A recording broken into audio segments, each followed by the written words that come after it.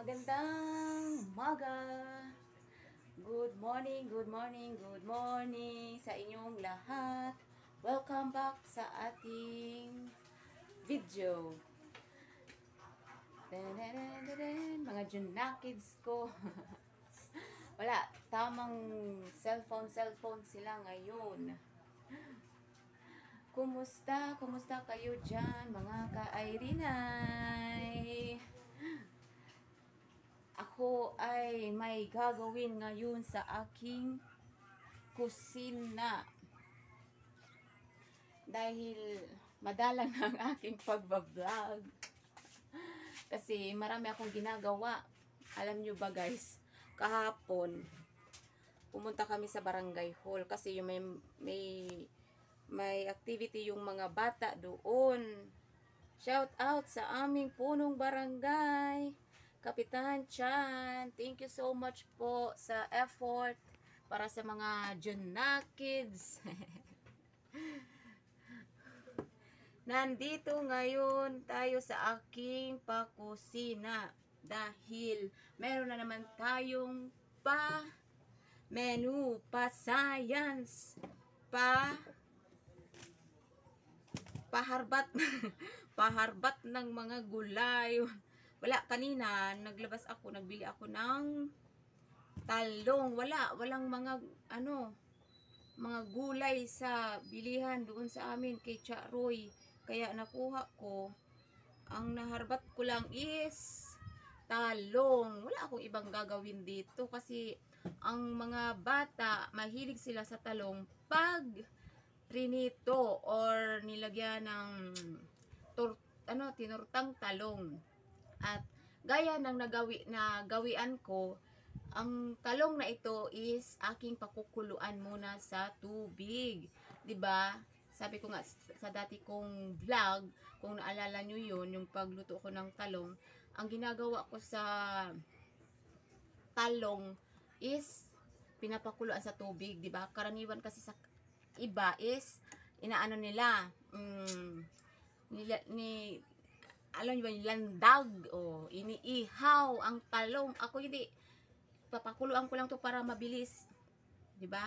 Pero before that, mag-iipit muna ako ng buhok ko kasi masyadong mainit. Lumabas na aling araw. Ayun mainit sa labas. Mainit sa labas. Diba? Kita nyo na. Thanks God for the wonderful day today. Mag-iipit muna ako ng aking ulo, ng aking buhok. Kasi, yan, patapos ko pa lang kasi magligpit ng mga hinigaan. Ito na ang ating science for today. Nagbili rin ako ng 3 itlog. At mantika, sibuyas. Here is it. Diba? At kung dati, sa una kong pagluto ng tortang talong, is simpleng pagluto lang. Ngayon, lalagyan natin ng twist. Lalagyan ko siya ng breadcrumbs. Breadcrumbs. Para maiba naman, diba? Kasi yung mga Junakids ko, sabagay, mas gusto nga nila pag tortang talong na walang breadcrumbs, kumakain din sila. Pero ngayon, itatry ko siyang lagyan ng breadcrumbs para meron din na twist, 'di ba? Try natin, mga ka-Airinay. Ang gagawin ko ngayon is papakuluan ko muna tong papakuluan ko muna yan na talong. Papakuluan ko muna ang aking talong. Ang talong. Dito ko sa kaserola papakuluan kasi pwede naman sa kawali na lang. Isa kawali na lang para isahan na lang salang. Kasi magluluto ako sa kawali. Dito ako magpiprito sa kawali. Dito na lang pwede naman lang yun.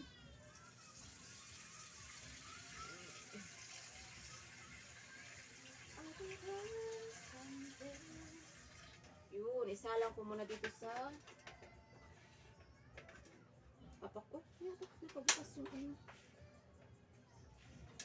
Naka-on na yung ano, gas ko. Ito na yung ating talong.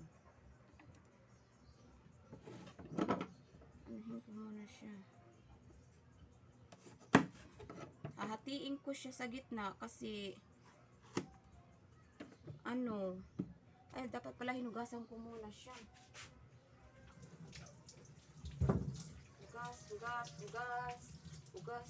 Hugas. Talong muna tayo ngayon dahil walang budget. Wala pang iniintriga si Mister. Paano naman mag-intriga sa akin? Sa akin naman yung nasa akin naman yung ATM niya. Ayaw naman niya kasing kunin sa akin, oy. Kasi wala, binibigay ko sa kanya yung ATM niya. Ayaw naman, di sa akin na lang yun. Ganyan ang Diyosawa ko. Pag oras ng sahudan, wala. Ako ang nagkukuha ng sahod niya. Pero pag nagkataon na day off niya, siya ang pinapakuha ko ng sahod niya. At bahala siya kung ilan ang ibigay niya sa akin. Kaso pag siya ang nagkuha ng sahod niya, ibinibigay naman niya sa akin lahat. Masyadong magalaw ang aking camera. Ganyan ang aking Diyosawa. Ito na. Ilalagay ko na siya sa, nag-init na ako ng tubig. Ilalagay ko na siya doon para maglaga na. Ayan na. Kita nyo na. Ayan na siya.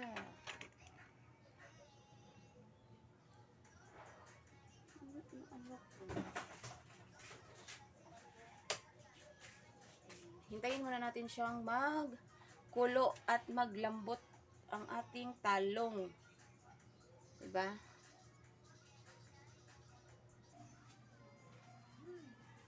Ito na ang ating talong. Nahiwa ko na siya sa gitna. At nilagay ko na rin siya dito sa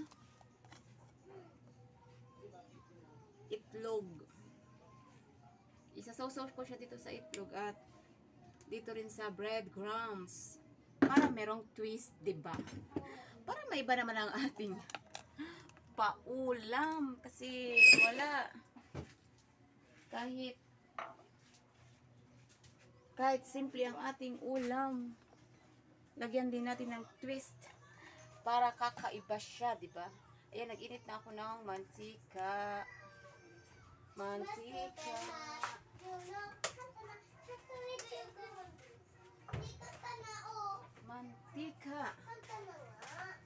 Ready to cook na tayo.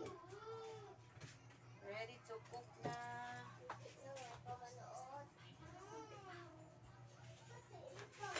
Bata, pahingaan po ang sounds at makaka-copyright ako. Makaka-copyright ako na. Pahingaan po ang sounds, please. Kuya, bibi. Narinig po ako? Ha? Wala, nagsasounds kasi yung mga Juna kids ko. Baka makapiright ako nito, oy. Juna kids. Nakpaina na ang sounds nyo, oy. Hindi ako pinakikinggan. Ay, kukunin ko yan na phone. Gusto nyo makuha yung phone? Ito, nire-ready ko lang ang aking pa-breadcrumbs na talong. Ayusin ko kayo para maganda ang ating view. Ayun.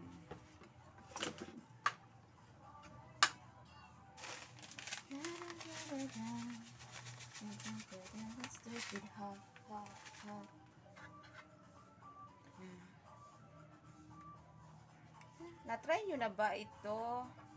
Mga kananay dyan, na-try nyo na po ba ang paggawa ng talong? Aray ko! ng talong na may breadcrumbs. Nako, try nyo. Ako, pang ilan ko na itong ginawa, pero minsan pumapalpak ako sa paggawa kasi ewan ko ba, hindi naman kasi ako nag-aral ng pagluto, basta lang ako natuto nung nag-asawa na ako. Ayan, breadcrumbs. Ayan,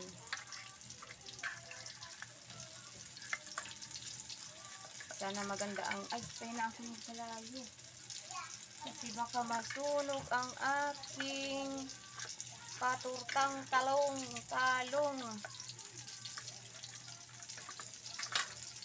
Okay. Sayang ng space doon. Kaya ilagay na natin itong isa pang.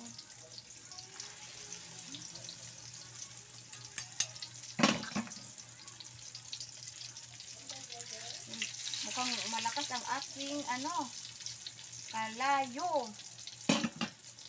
Natutong agad yung ating yun. Yun na yan.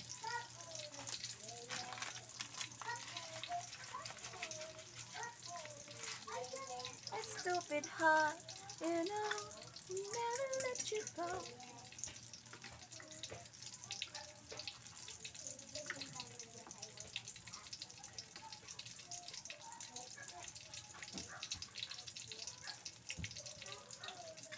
Siguradong taob na naman ang aming kaldero nito. Dahil favorite to ng mga Junlakids ko. Aray ko, napasok talaga ako. Nakadikit yung kamay ko dito sa kawali. Talaga, ito ang pinakaayaw ko sa lahat. Yung napapasok ako pag ako nagpiprito.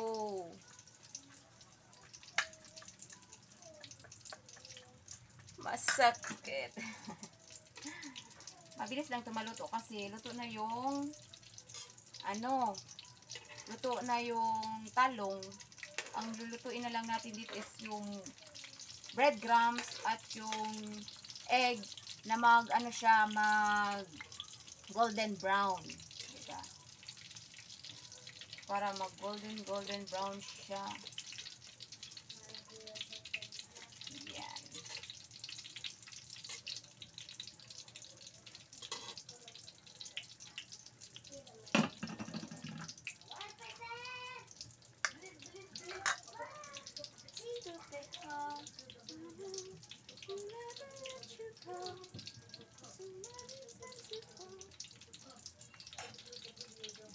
Ano lang to? Worth 112 lang ang paulam namin ngayon. 3 pirasong talong at isang breadcrumbs, 3 itlog at 1/4 na mantika. So bali siya 112 kasi yung talong wala, kalimutan ko na yung presyo niya kasi hindi naman ako nabigyan ng lista. Pero anyways, basta nasa overall is 112 pesos lang ito. Mami, chicken Diba? ito? Hindi po. Talong na prito. Talong ng prito? Po. Excuse me, nak, makuha ako ng lagyan. Ang sakit ng aking kamay. Napaso ako. Okay na ata.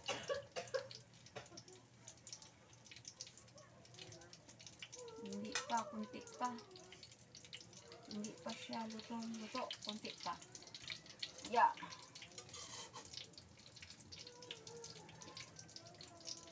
Yung talong, hinati ko siya sa, yung isang talong, hinati ko siya sa 2. Ay isang hati lang sa gitna. Bali, yung isang talong, pinagdalawa ko. Kaya, bali, 6 tong lahat. Kasi 3 lang yung piraso ng talong ko. Kanina. Ngayon, naging 6.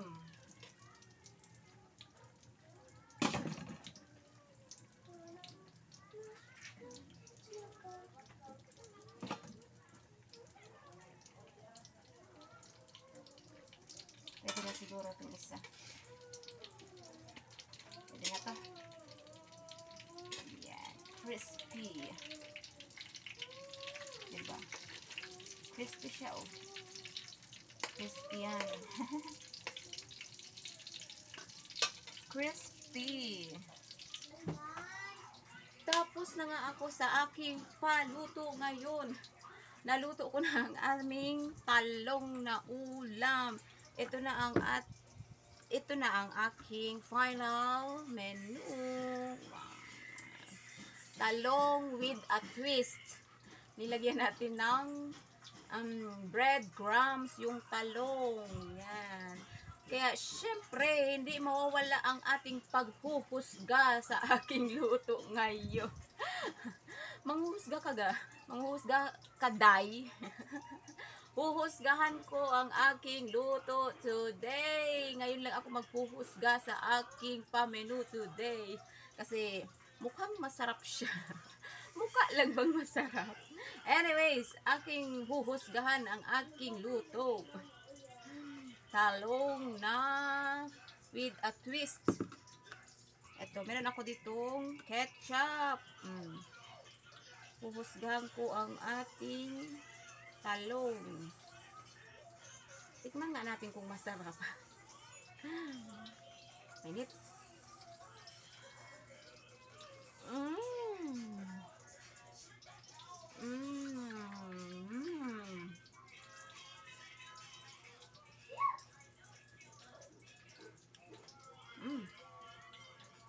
Sa unang kagat mo pa lang, crispy at delicious.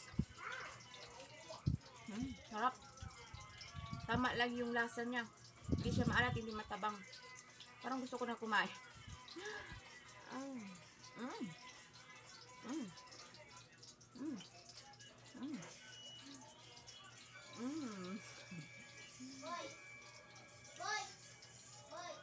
Masarap. Tama-tama.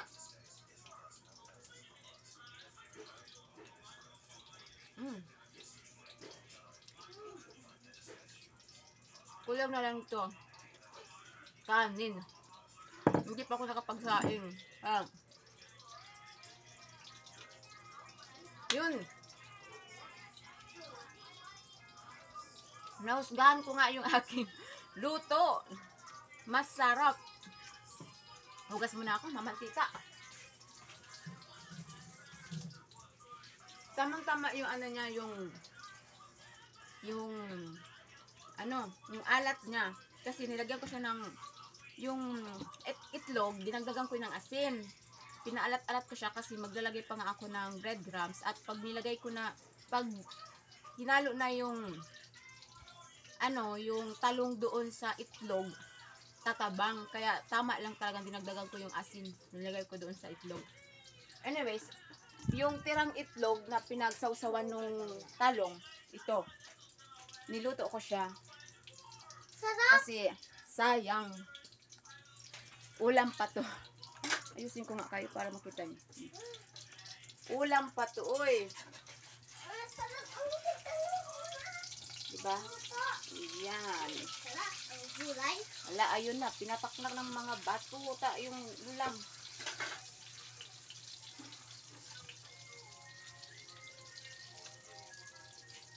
Yun na, oh. Nagpapak na yung bata. Oh. Hindi na napigilan.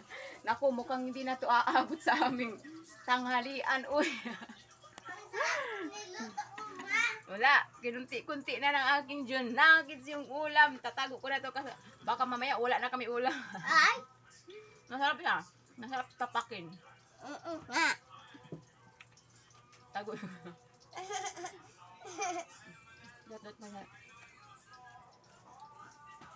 Tago ko na to, uy. Cheers.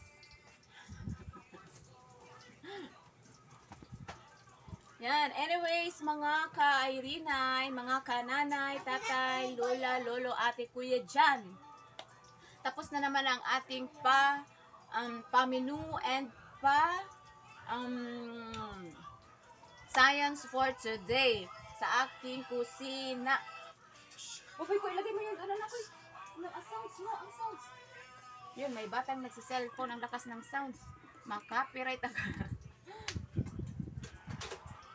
Anyways, sige na po mga kananay dyan. At sana, try nyo tong ginawa ko ngayon na talong with a twist. Yan ang ating title for today's vlog. Talong with a twist. Sinabi kong with a twist kasi nilagyan natin siya ng dagdag sahog. Yun, walang iba kundi yung breadcrumbs. Diba? Pampasarap talaga siya. Wala lang siyang lasa pero depende yun sa pagtimpla ng egg. Diba? Anyway, sige na ako'y magpapaalam na mga kananay. Masyado nang mahaba-habang ating oras sa ating pakwentuhan today. Sa mga hindi pa po nakakapag-subscribe, pa-subscribe naman po. Wala, yung bata talaga nagkakain na. Uy. Masaing na nga ako. At sa mga gusto pong mag-comment, pa-comment na lang po, baba. Sige, bye-bye! Patao po.